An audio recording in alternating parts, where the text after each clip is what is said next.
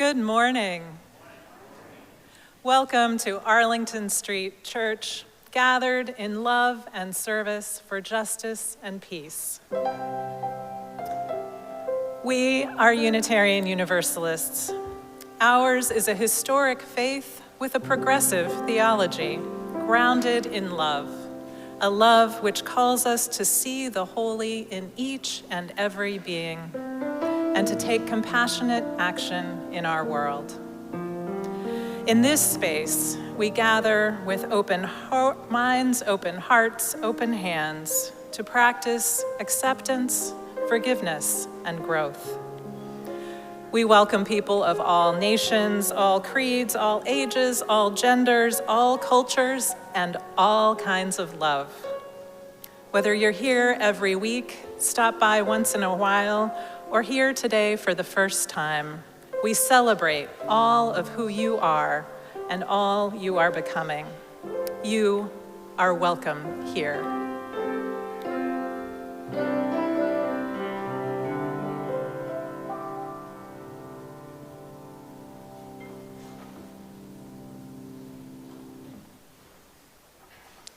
Hello. I'm Harry Kelso, this morning's worship coordinator. Reverend Prisa and I are joined by Mark David Buckles, Yongju Young, and the Arlington Street Choir in leading worship today. We couldn't do this without Reverend Beth Robbins supporting the Zoom congregation, as well as the tech team, greeters, ushers, worship team, and coffee hour hosts. Thank you, friends. This morning, we offer a special welcome to the coming-of-age groups from the Unitarian Universalist Society of Schenectady, New York, and Albany, New York as well. Please give a wave. Thank you for joining us. We also have the Unitarian Universalist Congregation of Monmouth County, New Jersey with us as well. We're delighted to have you here.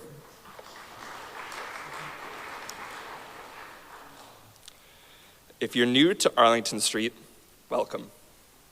We are so glad you're here and would love to stay connected. I hope you'll visit our website at ascboston.org and sign up for our weekly e-newsletter. If you're in the sanctuary, please fill out the pew card and put it in the basket during the offering time to let us know how to be in touch with you. On the last pages of the order of service, you'll find information on upcoming Arlington Street events. There's lots going on, both in person and on Zoom, and we'd love to see you this week. If you came this morning with a joy or a concern in your heart, you're invited to light a candle at home and share in the chat, or come up and light a silent candle at the table to the right of the Gleason podium. If you would like to contact the pastoral care team, you can email care@ascboston.org. I hope all of you in the in-person congregation will plan to join us in the Honeywell Chapel right through the leather door up front after the service. Those of you on Zoom are invited to stay on for remote fellowship as well. Rich is now going to turn the camera on the in-person congregation as we wave and smile at each other. And our friends in the Zoom room and all of you can wave and smile back. Hello, friends.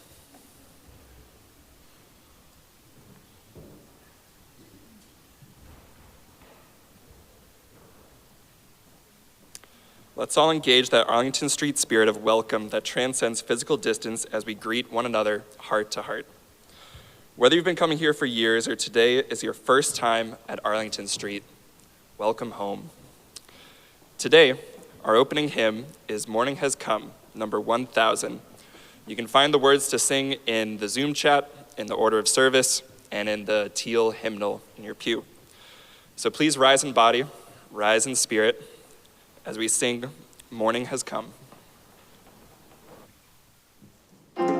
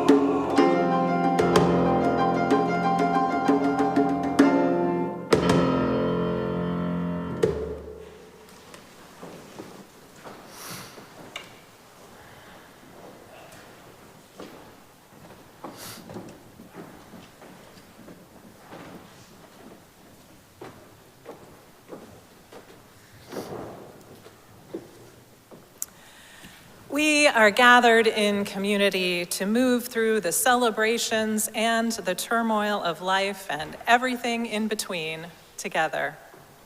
The flaming chalice is a symbol of the cup of community which holds us close and the light of truth and compassion we kindle when we gather in faithful fellowship. It is beautiful, and like many beautiful things, it is not easy. This week, we shared the news that Reverend Beth Robbins, our beloved executive minister, will be completing her time with us at the end of June.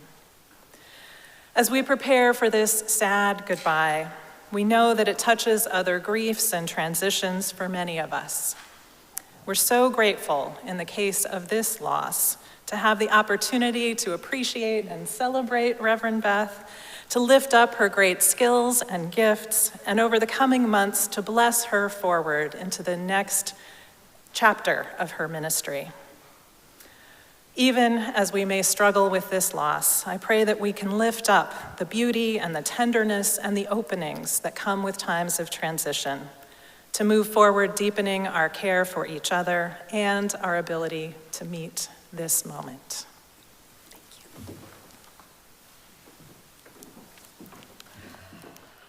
Good morning, beloveds.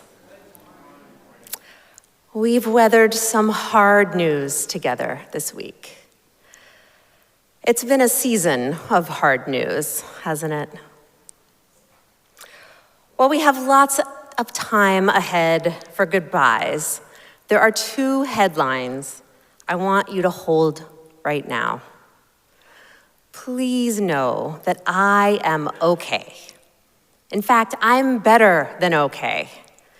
It has been such a joy to be on the receiving end of your love and care this week. I have heard from so many of you, and I have treasured your beautiful messages. To know that I have made a difference in your lives is such a tremendous gift. Thank you. The second thing to remember is that you are going to be okay. Actually, better than okay. Arlington Street is going to thrive and flourish. A mark of a healthy organization is being able to adapt as conditions change. I have always known that this job had a time limit built into it. Reverend Kim and I dreamed up the executive minister role and tailored it to fit our complementary skill sets. It only makes sense for staffing priorities to shift with our ministerial transition. But what is unchanging is the powerful spirit of love at the heart of this congregation. You are amazing. I've been reminded time and time again this week of how special this beloved community is. I have no doubt that you will continue to uplift and uphold one another and create a fabulous next chapter of vibrant ministry here at Arlington Street. I don't have any goodbyes for you today. My heart right now is full of gratitude for each of you and for the time that we've had together. I love you so very much, and I always will.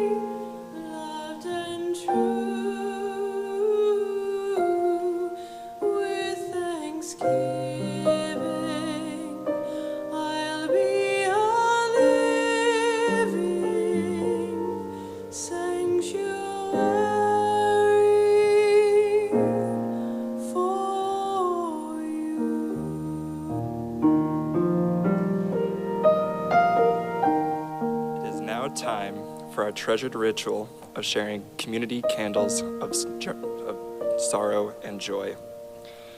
In addition to sharing our sorrows and joy this morning, let's reach out to one another in the week ahead, staying connected.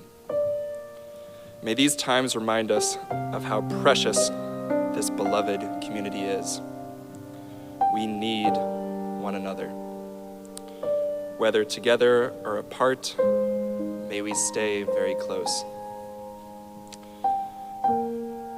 Let's join in singing Sanctuary.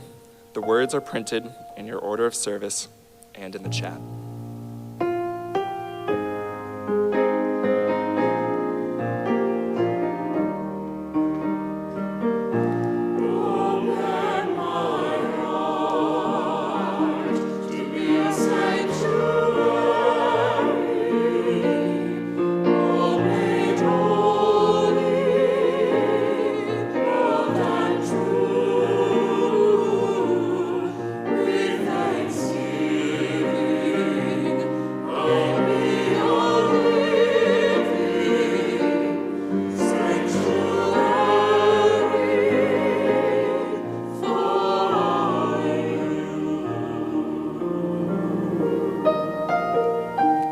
Some of us come today with heavy hearts. We open our hearts to you. From Fran Peterson, a mixed candle for our beloved Beth. Beth, you have been a cornerstone for Arlington Street Church. You have guided so many in this congregation in good times and in bad. Your steady presence has been like a beacon of light guiding us, cheering us on from the sidelines, and most importantly, loving all of us. We know that wherever you are always here in our hearts at Arlington Street. Know that you are loved. Yes, we do love you, Beth.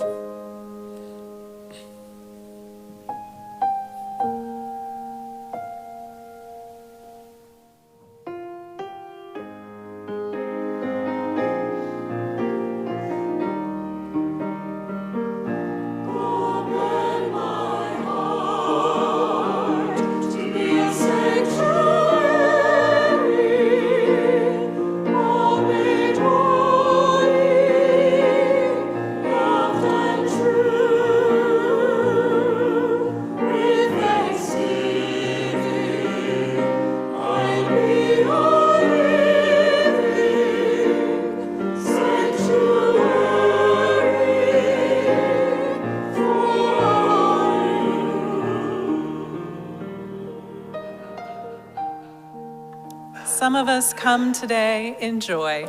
We share your joy.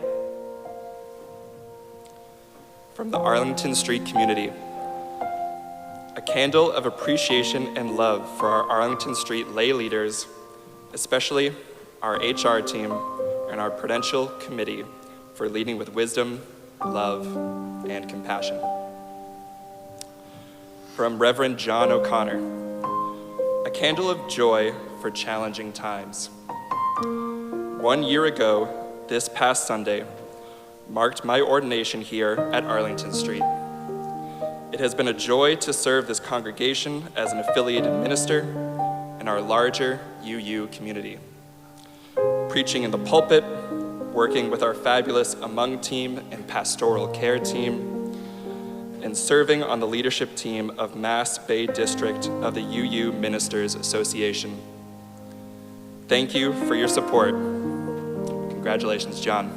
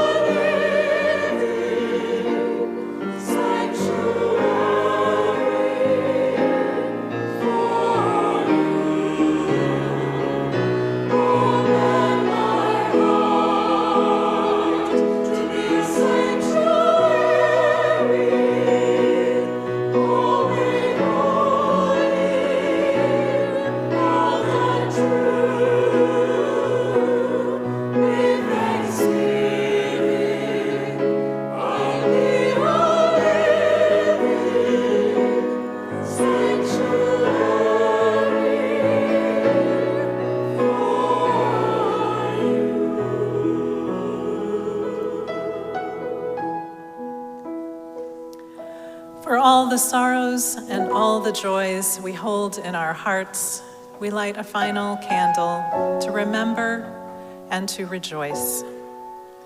May the peace of this sanctuary enter into our hearts as we share a quiet moment together, breathing our prayers for ourselves, for one another, for our country, for all nations, for all beings.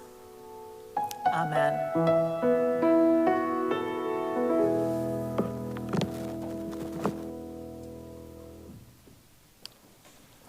Please join us in saying the affirmation and covenant of this beloved spiritual community.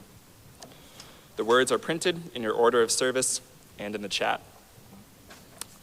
Love is the spirit of this congregation, and service is our gift.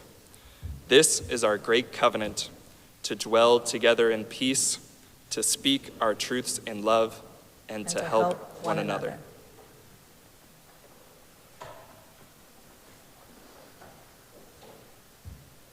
This morning's reading refers to the symbolism of the matzah, the unleavened bread that is part of the Passover Seder ritual that commemorates the exodus of the Israelites from Egypt.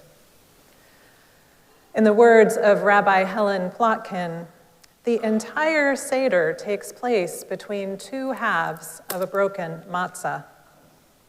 We hold up 3 matzot, but we are going to focus on the one that goes in between. The bottom matzah represents the earthly realm, the top, the heavenly realm. Below, there is pure physicality. Above, there is pure spirit. The middle matzah represents the human story, straddling above and below. The role of the human is to be the bridge. And here's the reading. This fragile moment, breaking the middle matzah. Tonight, we break the middle matzah of our present world. We try to still this sweet and fragile moment together. But no, we must snap it in half, the unleavened bread, and hide it, scattering crumbs. We pray that our children will find and return it, making the moment whole. Each must search for a wise ways to live among fragments. Each must learn from the Exodus story. Tyrants, slaves, the wandering migrants, spokesmen, spokespeople, a God of wrath and promises, of rules and loving kindness. Each of us must emerge from this year, this story, and bring to the table our pieces to share what's luminous among us. Here ends the reading.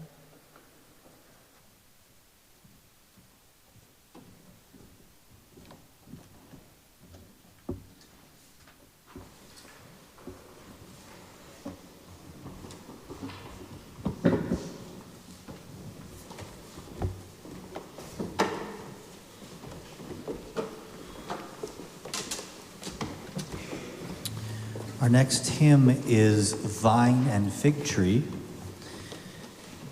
It can be found in your gray hymnal at number 399, or the words can be found in the chat or in the order of service. The text comes from the book of Micah, or perhaps you might also recognize it as being quoted by George Washington in the movie and musical Hamilton. It's a partner song. 2 different short melodies that we'll both learn and then we can sing together. Let's rise in body and spirit to sing this. Here's how the first part goes.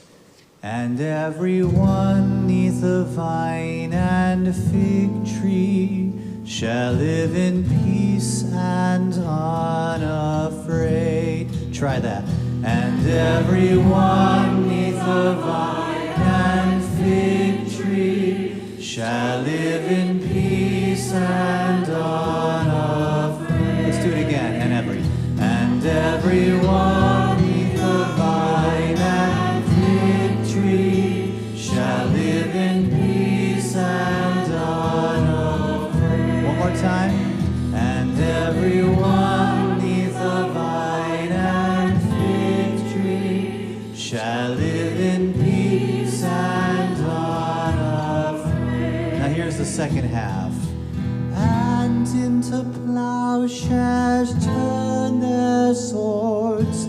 Nation shall learn war no more. Together. And into plowshares turn their swords. Nation shall learn war no more. Again. And into plowshares turn their swords. Nation shall learn war no more. So what we're going to do is we're going to sing both of those two melodies together. I'll sing one of them, and Beck will sing the other one. You can pick. You can add your third anti-war melody if you want to on top of that, or another harmony part. We'll start with just the first melody and then add the second one in. Here it goes. And everyone neath the vine and fig tree shall live in peace and unafraid. Again. And everyone neath the vine and fig tree shall live in peace and unafraid. Adding the second melody as well. Wanting to plowshares turn their swords. Nation shall learn war no more.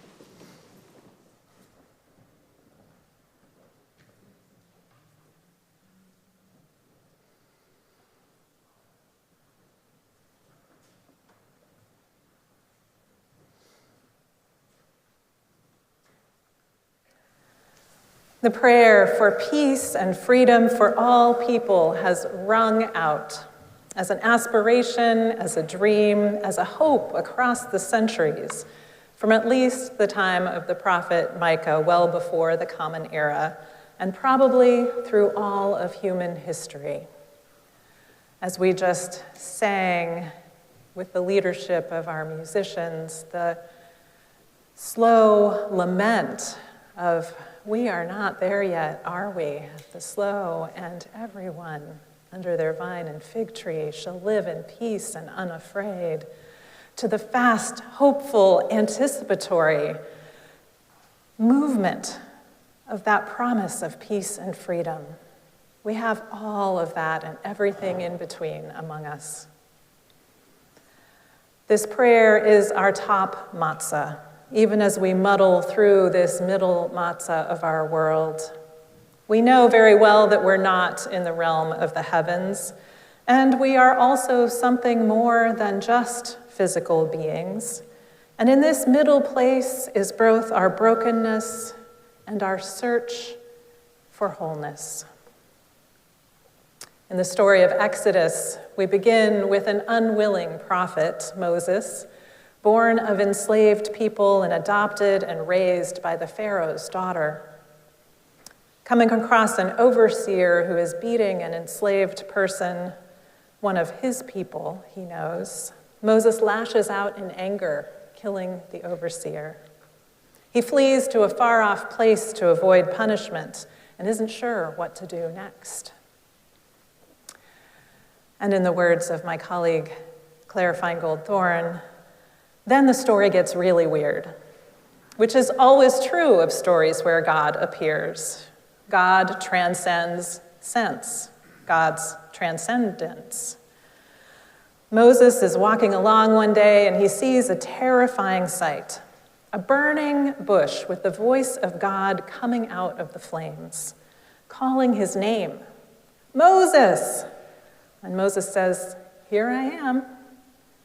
The voice of God tells Moses he isn't free, not as long as his people are still in chains. God commands Moses to go back to Egypt to confront Pharaoh and liberate the Hebrew people. Moses argues with God. A burning bush with the voice of God is ordering him to do something, and Moses decides to make 3 or 4 strong negotiation points. Why me, God? In the movies, Moses is young and handsome and has great abs. But in the ancient story, Moses is old and weak-voiced and doesn't really want this job. God's not willing to back down or settle. He wants Moses. Moses is stuck, locked into God's service. So Moses returns to the house of his grandfather and says the words that oppressed peoples have echoed through millennia. "Let my people go." Pharaoh thinks about it, and he decides, no. And then the plagues begin. The Egyptians suffer as everything is taken from them. Their water is turned to blood. Their livestock get sick and die. Their crops are shattered by hail. Their environment is destroyed by infestations of frogs, flies, locusts. Their bodies are covered with plagues of boils. Darkness covers the land. And finally, the 10th plague for which the holy day is named, Passover. The oldest child in each Egyptian family is killed. The Israelites' homes are passed over. They are free of illness and death. And now, as the Egyptians are distracted in their grief, the Israelites are free to go. Now, in the celebration of Passover, I want to note, there is no celebration of the suffering of the Egyptians. Seder dinner starts with a full cup of wine, an expression of complete joy. But joy can never be complete while other people are suffering. So at Passover, we pour out wine to honor their pain. Our glass is diminished because all are diminished by oppression and suffering. We can't wholeheartedly celebrate the freedom of some while others are still in prison. The Israelites grab their children, their belongings, and the bread that they hadn't even had time to rise, and they run towards freedom. Pharaoh sends an army to chase them, and the Israelites are stuck in a narrow place, the sea before them, the army behind them. They're terrified, and they yell at Moses, "We followed you to freedom, and instead we're either going to get slaughtered or drowned. Nice job, Moses." But God parts the waters, and the Israelites escape to freedom, running on the dry floor of the Red Sea. The Egyptian army follows them, and the waters crash down, drowning that army. After 430 years in the land of Egypt, the Israelites are in the wilderness, and there they will wander for 40 more years. Freedom doesn't happen overnight. The celebration of Passover greets us every year with this promise of freedom, the very earthly story of the suffering and struggles of a people in captivity, the reality of the wilderness we often find ourselves in. Now, the scriptures are not trading in subtlety. They might be debatable in their facts, locusts and boils and frogs, but they are absolutely true in their telling of human realities. The reality of our captivity, the aching need we have to see signs of hope and promise, the horror of watching even our enemies suffer, the lack of satisfaction to be found in vengefulness, the tension between our hope and our salvation and the disappointments of this world's cruelty sit heavy with us. And like the Israelites, the fact that after 400 years of captivity, more than 400 years of captivity, the so-called freedom comes with 40 more long years in the wilderness. Are we there yet? The story has it all. The Seder holds all that we carry each year, and maybe especially this year, a lament, a celebration, a promise. When we break the middle matzah, we take the larger part, called the afikomen, and hide it. Again, in the words of Rabbi Helen Plotkin, first, we acknowledge that the center does not hold when the middle matzah is broken. The larger half we put away for later. It's out of sight and out of mind. What's in our hands now is the lakma anya, the bread of impoverishment. We recognize that our need for redemption is great. We are enslaved, we are dragged down. But like the Israelites in Egypt, we are no longer stuck in the mud. We are standing in the doorway. We are on our way somewhere. We have a history and a future. We begin with this bread of poverty, but before we end our Seder, we will eat that other half too, the bread of redemption. We tell the story of how we changed from people who were confined, held back, going nowhere, stuck in bricks and mortar, to a nation on its way with a vision of a land that could be a promised land for all peoples. And at the very end, we act out the repair of the broken world. When we eat the afikomen, the pieces will get put back together. They will recombine inside us. They will become us. The Passover story's ancient truth meets us right there. In a moment where it's unclear where our people, our traditions, our sacred story, our ways of life will in fact survive. And though none of us would probably want to lay claim to being Moses, I could be wrong, we certainly know what it's like to be with our people, facing our fears and holding on to hope. Rabbi Rachel Barenblatt, also known as the Velveteen Rabbi, has a poem for the seventh day of Passover, imagining being on the threshold of the Red Sea on the banks. Step into the water, she writes. You can't see the far shore. Is the foam rising or receding? Take a deep breath and keep walking.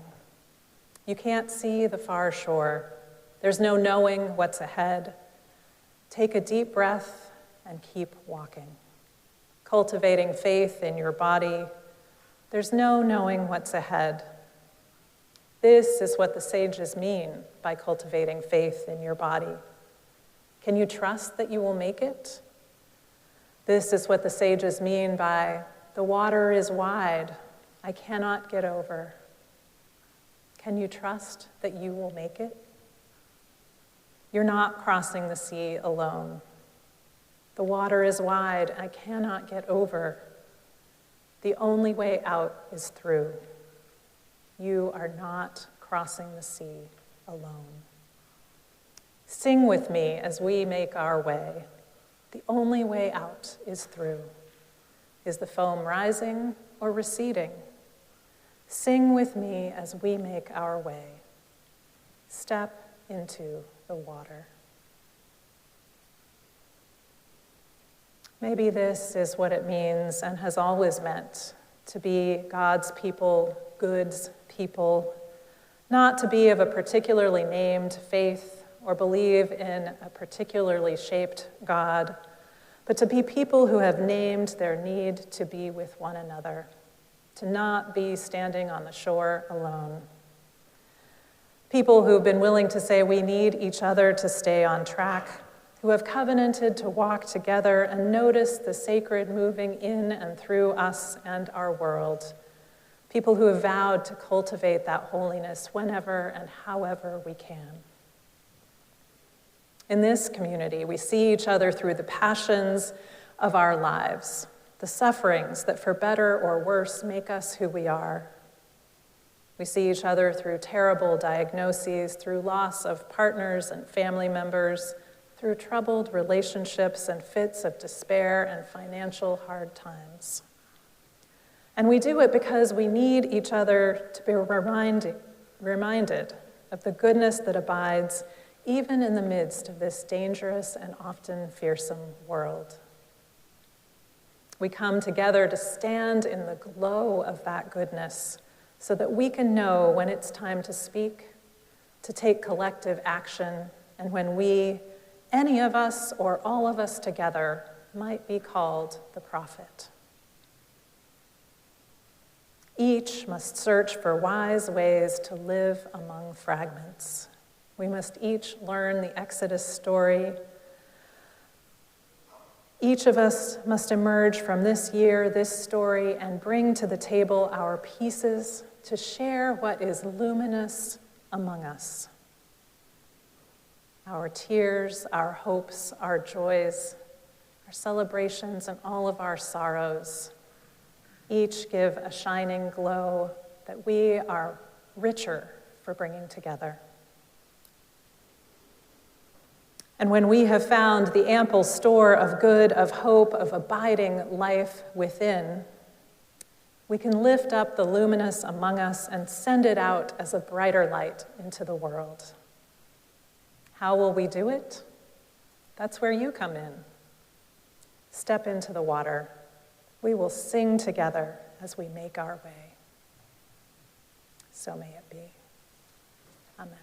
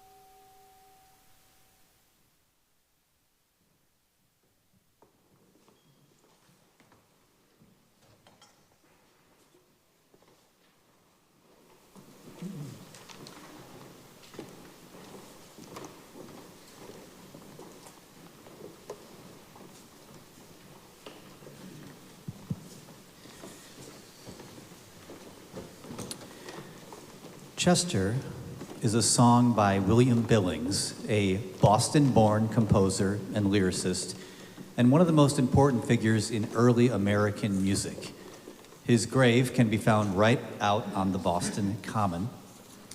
On our nation's bicentennial, the song you're about to hear was played on church bells throughout the city of Boston and beyond, and next week is the 250th anniversary of the beginning of the Revolutionary War. Billings was a revolutionary and a close friend of some other young patriots you might be familiar with, like Paul Revere and Sam Adams. And as Passover tells the story of standing up to the unjust, oppressive power of the Egyptians, at the time Billings wrote Chester in the 1770s, we were still a colony of England. And this piece, I think, reminds us that there are few things more American than standing up and rejecting tyranny, creating a righteous response to injustice, or indeed, when it is called for, being in opposition to one's own government.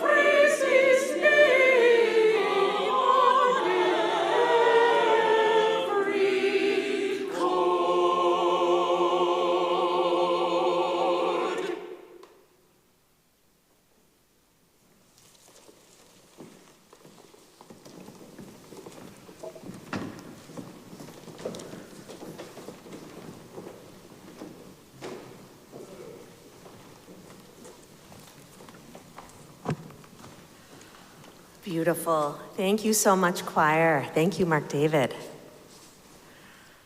Friends, as of today, we have received 125 pledges of financial support for the coming church year.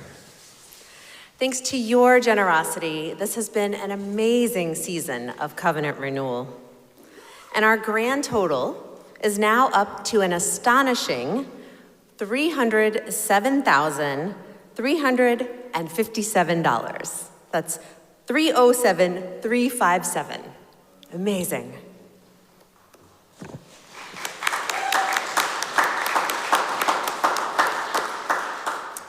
A great thank you to our most recent pledgers, including Harry Kelso, Valentina Rosa, Dan Jaffe and Ann Carpenter, Judah LeBlanc, Debbie Potter, and Jay Shaw.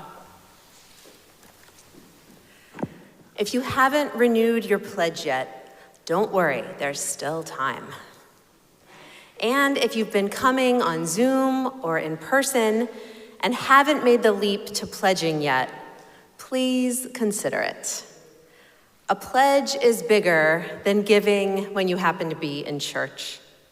It's a way of casting your lot with us. Pledging is not just for members, but for all of us who are committed to supporting this beloved spiritual community. It's easy to make a pledge. The link to the online pledge form is in the order of service, in the chat, and on the homepage at ascboston.org. If you're here in person and prefer a paper pledge card, just ask one of our ushers here in the back. Thank you so much for your devotion and your generosity to Arlington Street. We are so grateful.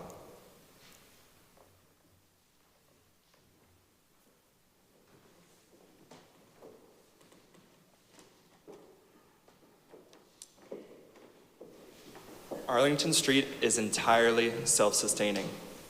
It's up to us. Thank you for your commitment to our staff, our building, and our beloved spiritual community.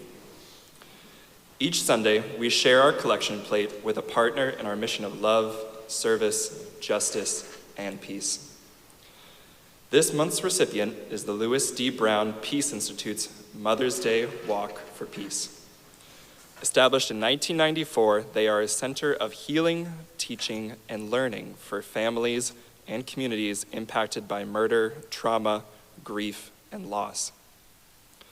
The Mother's Day Walk for Peace is a beloved 27-year-long Boston tradition and celebration of our potential to create more peaceful communities.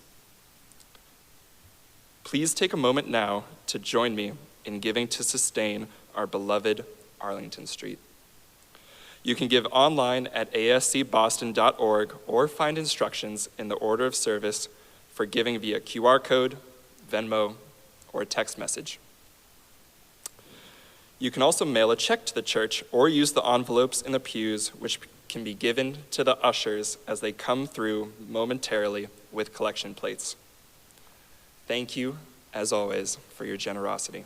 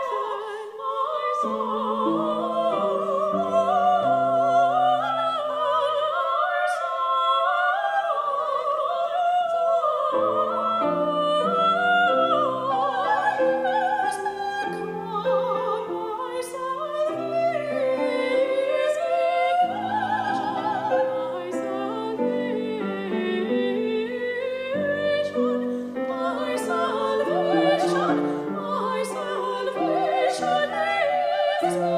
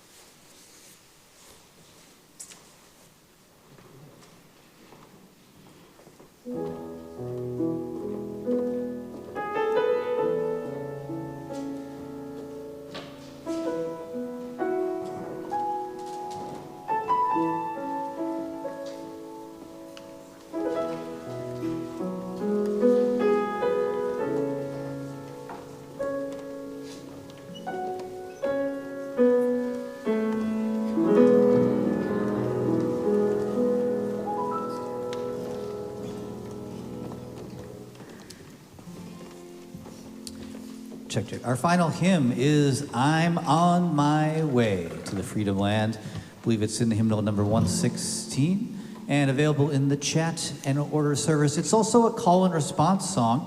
If you're looking at the hymnal, we're doing a few different words. Yeah, we can rise in body, rise in spirit. Basically, you can sing with me if you want. Also, I'll sing a line, and then Hannah will be the echo, and you can sing back with Hannah as well. We'll do the line at the end of each verse together. So we'll do it once slow, and then we'll pick it up. It goes kind of like this. I'm on my way. I'm on my way to the freedom land. to the freedom land. I'm on my way. I'm on my way to the freedom land. to the freedom land. I'm on my way. I'm on my way to the freedom land. to the freedom Then together, I'm on my way. Great God, I'm on my way. I'm on my way. One, a two, a one. I'm on my way I'm on my way to the freedom land. I'm on my way to the freedom land. I'm on my way to the freedom land. I'm on my way. Great God, I'm on my way. I asked my neighbors to come and go with me. I asked my neighbors to come and go with me. I asked my neighbors to come and go with me. I'm on my way. Great God, I'm on my way. If they say no, I'll go anyhow. If they say no, I'll go anyhow. If they say no, well, I'll go anyhow. I'm on my way. Great God, I'm on my way. We're on our way, and we won't turn back. We're on our way, and we won't turn back.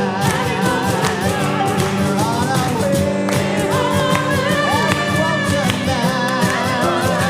We're on our way, great God, we're on our way. One more, we're on our way to the freedom land. We're on our way to the freedom land. We're on our way to the freedom land. We're on our way, great God, we're on our way.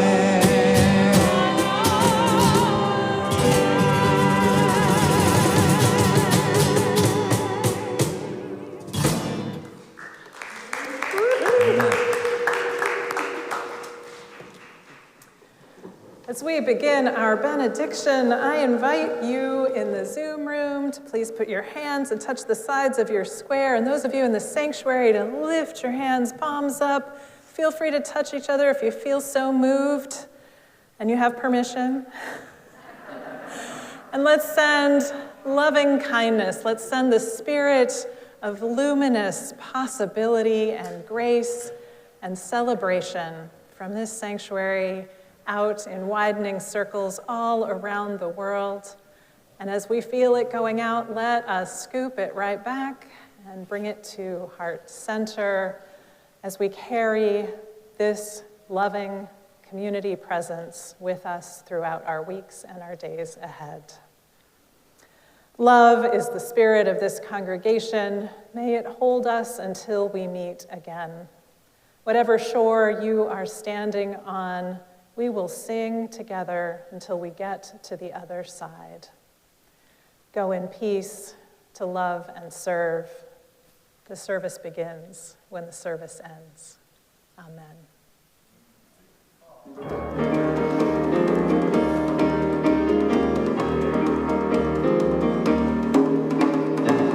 Where you go, I will go, beloved.